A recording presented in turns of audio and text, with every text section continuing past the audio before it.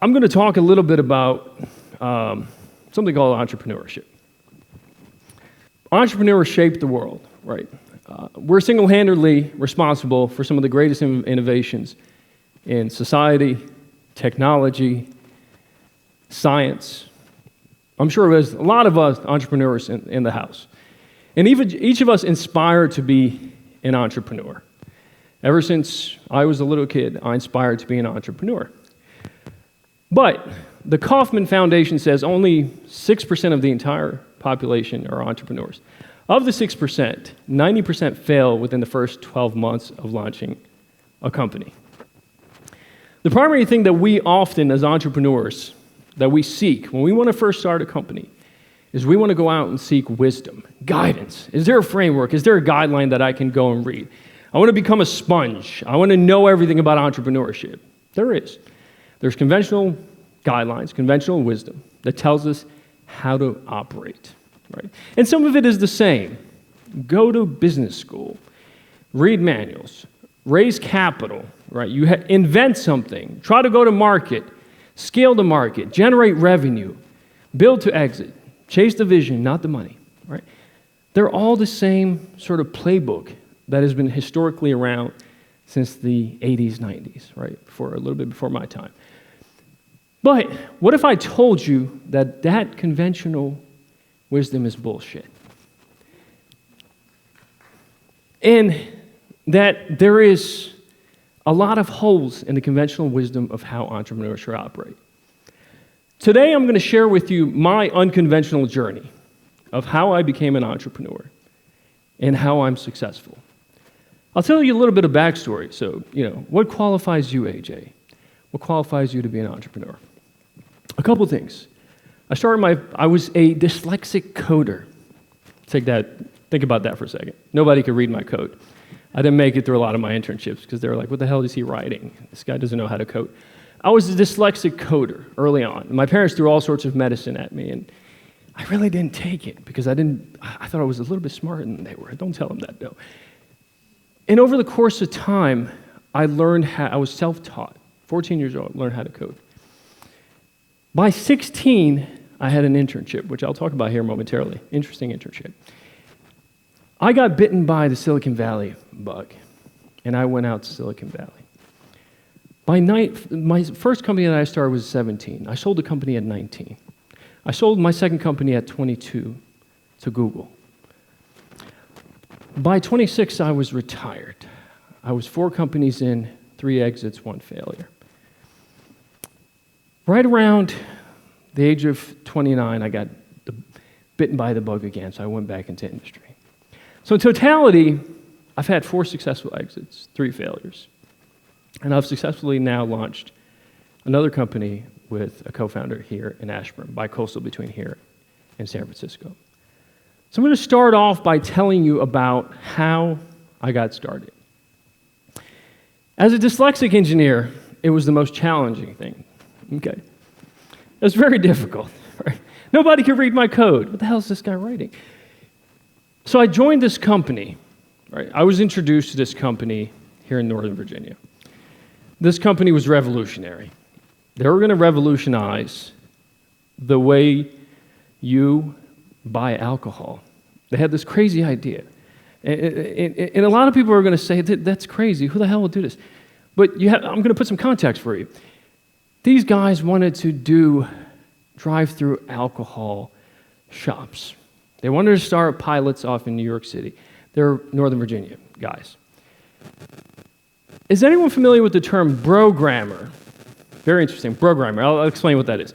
Programmers are typically these bros, usually in college. They're a bunch of bros that get together and suddenly they realize, we want to do some programming. We want to revolutionize the world. I, unfortunately, got connected to 4 programmers that started this company. So I joined this company with the idea that I'm going to make a difference as a young coder. They were all significantly older than I was. About 2 weeks in, these guys came to the realization that, we really don't understand what this guy's doing, right? Primary example. So I would provide them software. They said, we see how it works. How does this work? You're doing a phenomenal job, but we have to be able to contribute. What if you leave? We don't want you to leave with our source code. It's okay, but what can we do about it? Well, nothing really, man. You're a good coder. We're trying to sell. So they said, well, AJ, we're going to have you do something different. So sure, I will do anything. I just want to be a sponge. I want to learn from you guys. So well, we're going to have you just control the communications, right? That was a bad mistake because sometimes these guys, we had a message board. These guys would say, stressed, we're stressed. How's everyone doing? How's the team? What can I do? Stressed. The next day I would show up with dessert. Think about that for a second. I was dyslexic. So I thought these guys were actually asking for dessert. So I would show up with dessert. Unfortunately, that job didn't last too long. I did learn something valuable, probably some of the most valuable lessons that I learned from these great programmers. They introduced me to this golden era in Silicon Valley, right? Napster was being developed. Mark Andreessen had just built Mosaic. He was doing work on Netscape. This is revolutionary, the gold rush. And I became a startup sponge. All the conventional wisdom. I spent a year just learning everything, trying to get all the information compacted into my brain. And I struggled, right? But it was all conventional wisdom. I'm like, oh, this is an easy framework. I know how to code. I can be an entrepreneur. So I became a startup sponge. Entrepreneurship. And one of the first lessons that I learned was that I had to get out to Silicon Valley. So I became a car thief. I stole my sister's car at the age of 17 on a learner's permit with $5,200 in my pocket. I got disowned by my parents, and I drove cross-country to Silicon Valley with a company called Peer-to-Peer Logic that I wanted to revolutionize. So I started out as a car thief and drove to Silicon Valley. Why? Because I knew that I had a clutch, that it was okay to fail. I was reading everywhere that it's okay that you can fail. Your startup can fail. Your company can fail. Failure is good. Failure is okay. Go out. So I'm like, well, if they're telling me 90% of the startups fail, even if I fail, it's okay. Unfortunately, I learned the hard way. After 6 months, I became homeless. My parents didn't disown me at that point. I had nowhere to go, living out of my car. I was living out of my car and completely the most horrendous of situations. But I never gave up, right? I knew my idea would flourish, so I had a tremendous mentor. And the mentor, and we talked about persistency. A lot of the talks talk about persistency and not giving up. There's something in entrepreneurship when you're dealing with venture capital, something called pitches. You go up and stand in front of different companies, different VCs, and you pitch. I pitched 123 times in the course of 6 months until I got my first yes. Nobody would invest in me. Why? Because I said, well, it was a great product, but you failed. What happened here? So that was all BS, right? Everything that I read on conventional wisdom, it's okay to fail. It's not really okay to fail. It took 123 times, right? I got every excuse in the book, but all roads led to one thing, that you failed, AJ. You failed. So the conventional wisdom of failing, I sort of tweaked that, right? Now the way I look at it, it's okay to fail, but not your first time, right? You have your first home run, great. You can fail all the time. You can point back to that.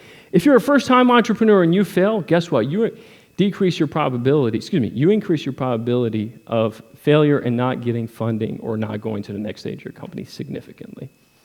So that was the first biggest unconventional wisdom that I continue to articulate and continue to sort of divulge to entrepreneurs now.